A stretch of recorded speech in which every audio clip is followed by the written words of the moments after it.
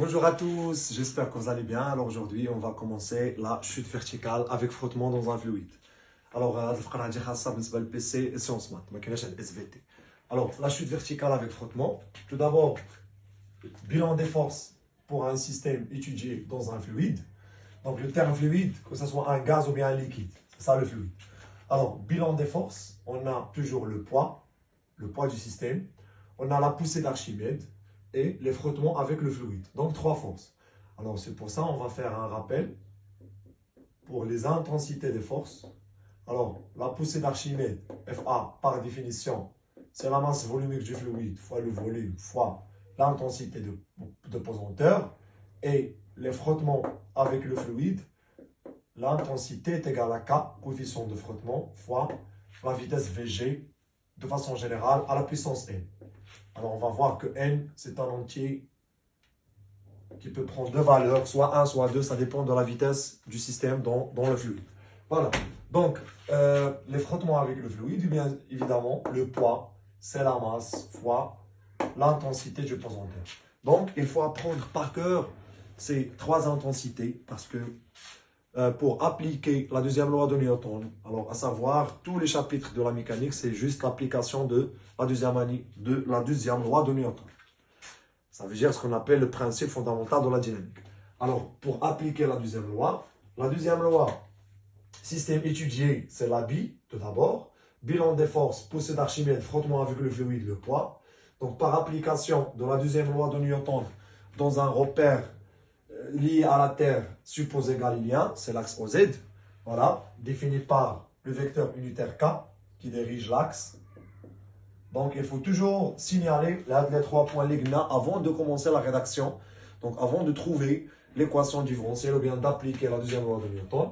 Donc, deuxième loi de Newton implique, comme vous savez, somme des forces extérieures est égale à la masse fois l'accélération Ag. Voilà, c'est ça la deuxième loi de Newton, ou bien ce qu'on appelle le principe fondamental de la dynamique.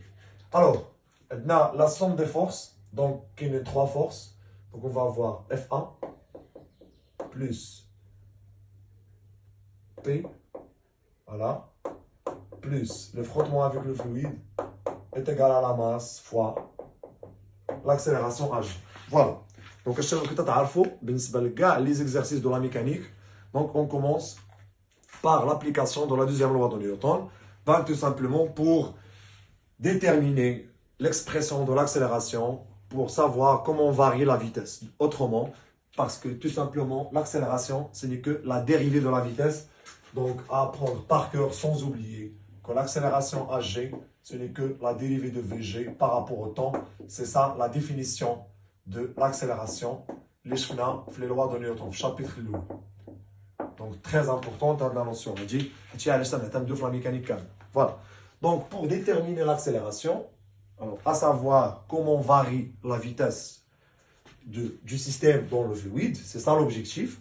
On va avoir une équation de vitesse pour déterminer la vitesse à chaque instant t donné. Donc, pour trouver l'expression de l'accélération, il faut faire la projection. Donc, par projection,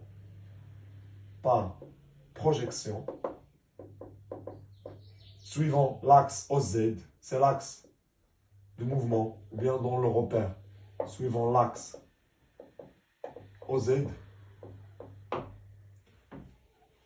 ça veut dire on va projeter cette relation suivant l'axe OZ, on va faire la projection suivant le vecteur unitaire K, donc on obtient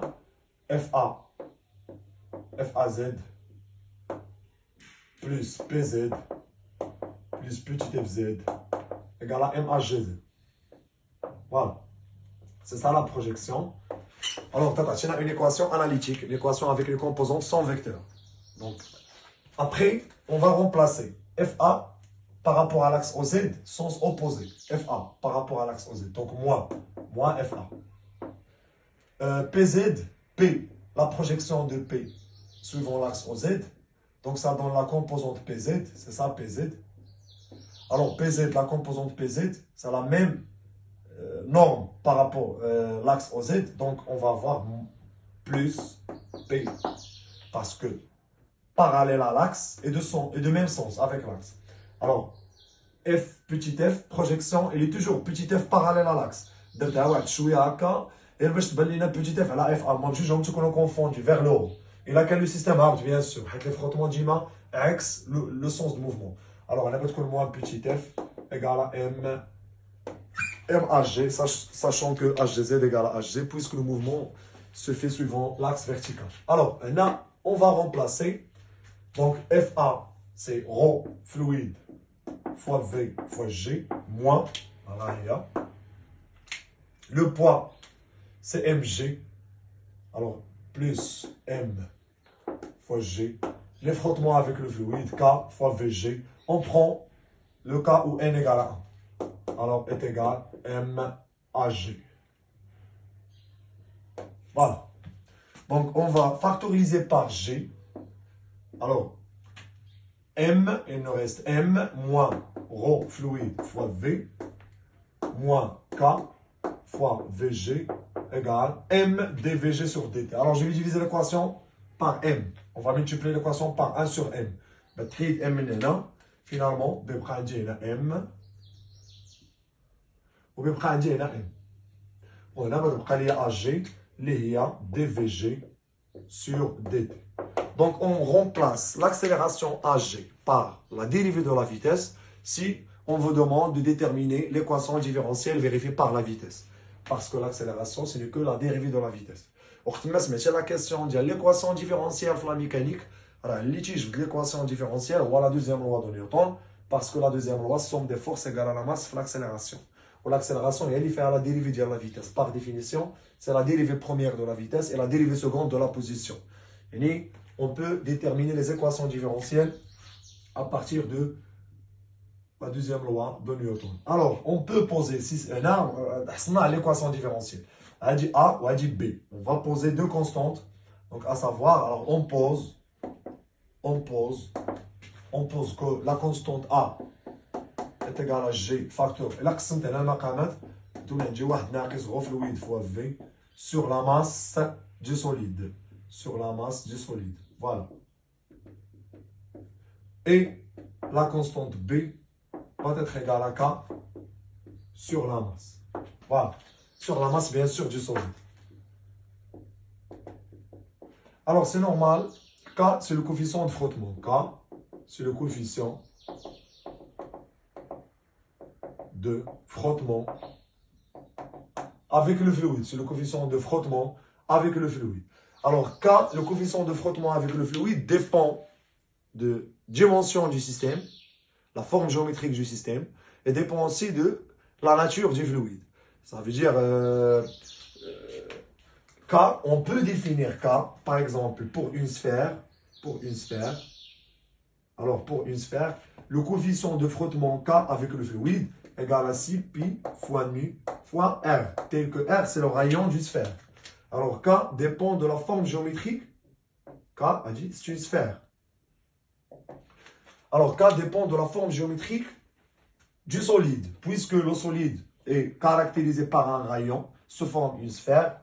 Alors, le coefficient de frottement va être égal à 6 pi fois nu fois R. De façon générale, on vous demande le coefficient de frottement.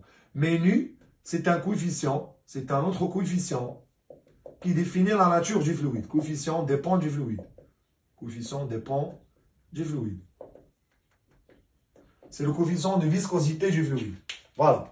C'est le coefficient de viscosité du fluide. Alors, chaque fluide a la viscosité.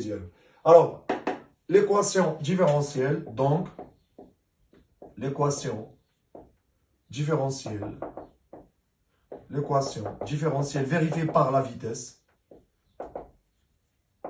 vérifiée par Vg devient, ou bien s'écrit, se forme A moins B fois Vg égale dVg sur dt. Voilà, c'est ça l'équation différentielle vérifiée par la vitesse dans le cas où on travaille sur le mouvement d'un solide sur un fluide avec frottement. Voilà, c'est ça l'équation. Alors, comme vous voyez, l'équation différentielle, c'est une équation de premier degré.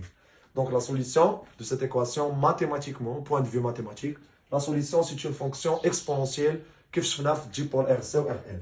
Donc la dérivée première, on peut déterminer la vitesse à travers l'équation. Alors l'équation différentielle de premier degré. Donc la solution de cette équation, on vous donne de façon générale la solution. La solution de cette équation différentielle s'écrit sous forme VG égale V limite facteur de 1 moins exponentielle moins T sur 2. Voilà. Tel que V limite, c'est la vitesse maximale de VG. Alors V de T, on peut poser le V limite, c'est une constante alpha, on démontrera après. Et bien sûr, taux, c'est une constante, c'est le temps caractéristique du mouvement. On va définir ce qu'on appelle le taux. Alors la solution, de façon générale, on vous donne la solution.